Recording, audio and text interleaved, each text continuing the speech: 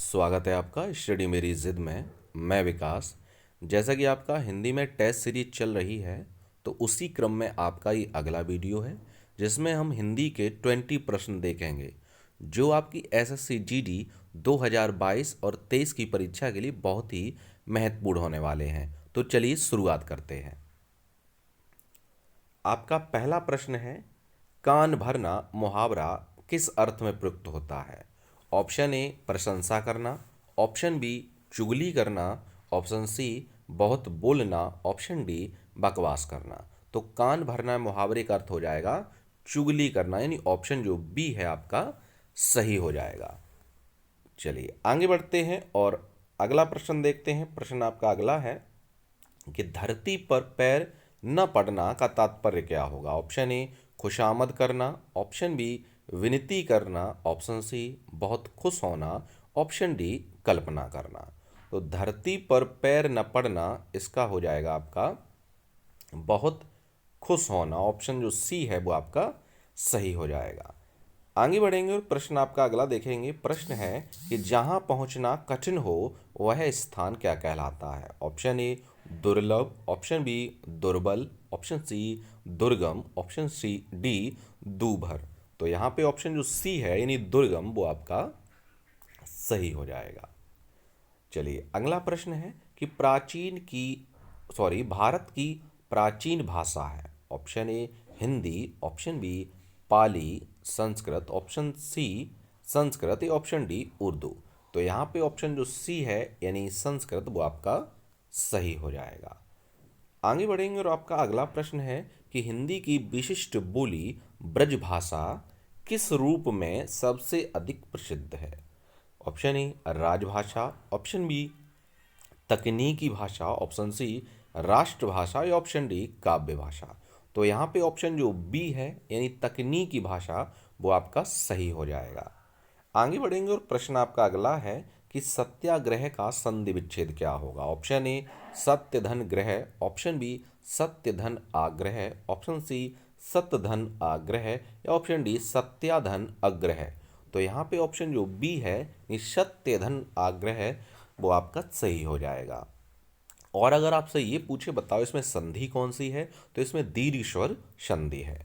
प्रश्न आपका अगला है कि वहिष्कार का संधि विच्छेद क्या होगा? ऑप्शन ए वह धन कार, ऑप्शन बी वहिस धन कर, ऑप्शन सी वह धन आकार, ऑप्शन डी वह धन सकार। तो यहाँ पे ऑप्शन जो ए है यानी वह धन कार वो आपका सही हो जाएगा। आगे बढ़ेंगे। प्रश्न आपका अगला है कि रिक्त स्थान की पूर्ति करें यानी उचित विकल्प चुनें। भाषा के खाली जगह से विचार प्रकट किए जाते हैं। ऑप्शन ए साधन से, ऑप्शन बी द्वारा, ऑप्शन सी माध्यम या ऑप्शन डी अस्तित्व। तो यहाँ पे ऑप्शन जो ए है यानी भाषा के साधन से विचार प्रकट किए जाते हैं। चलिए आगे बढ़ते हैं और प्रश्न आपका अगला देखेंगे। प्रश्न अगला है कि रिक्त स्थान की पूर्ति करनी है।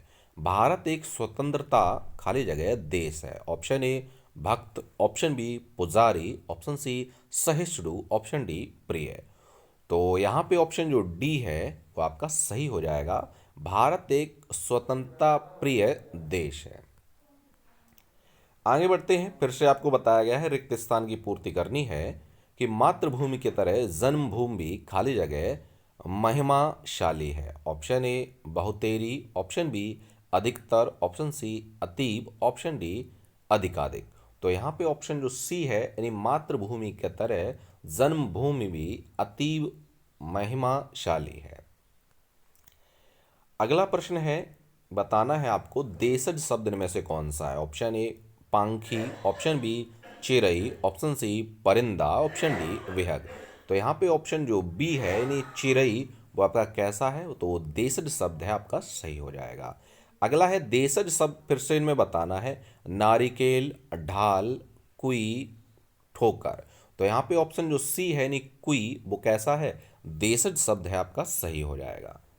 आगे बढ़ते हैं। प्रश्न आपका अगला है देशज शब्द फिर से बताना इनमें से कौन सा है? ऑप्शन ए मेघा, ऑप्शन बी ओला, ऑप्शन सी घाम या ऑप्शन डी उमस। तो यहाँ पे ऑप्शन जो सी है यानी घाम वो आपका सही हो जाएगा।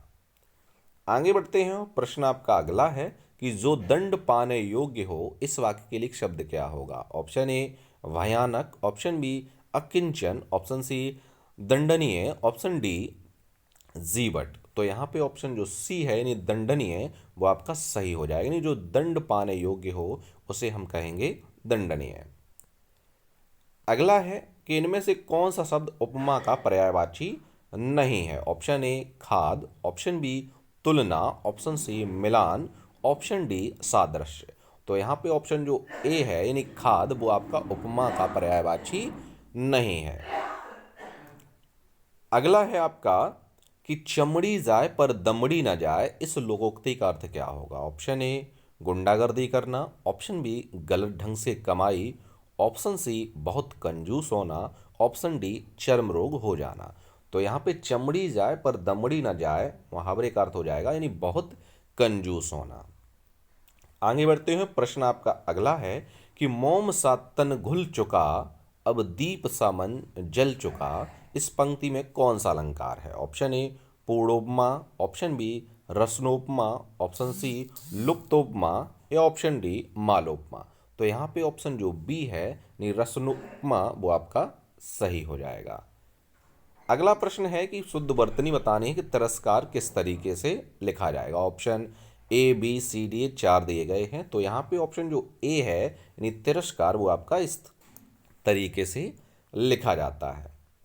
आगे बढ़ते हैं प्रश्न आपका अगला है कि गरुड़ का पर्यायवाची कौन सा है इनमें से। ऑप्शन ए खगेश, ऑप्शन बी मघवा, ऑप्शन सी पक्षीनाथ, ऑप्शन डी जातदेव। तो यहाँ पे गरुड़ का जो पर्यायवाची ऑप्शन जो ए है यानी खगेश वो आपका सही हो जाएगा। चलिए आगे बढ़ते हैं और इस वीडियो का लास्ट आपका प्रश्न है जब कर्ता एक काम समाप्त कर उसी क्षण दूसरी क्रिया में प्रवृत्त हो जाए तो उस पहली क्रिया को क्या कहते हैं। तो यह ऑप्शन ए सहायक क्रिया, ऑप्शन बी संयुक्त क्रिया, ऑप्शन सी पूर्वकालिक क्रिया, इनमें से कोई नहीं। तो यहाँ पे ऑप्शन जो सी है यानी पूर्वकालिक क्रिया वो आपका सही हो जाएगा। ठीक है, तो ये थे आपके 20 प्रश्न जो मैंने आपको इस वीडियो के माध्यम से करा दिए हैं। मिलते हैं हम आपको अगले वीडियो में नए प्रश्नों के साथ, तब तक के लिए धन्यवाद।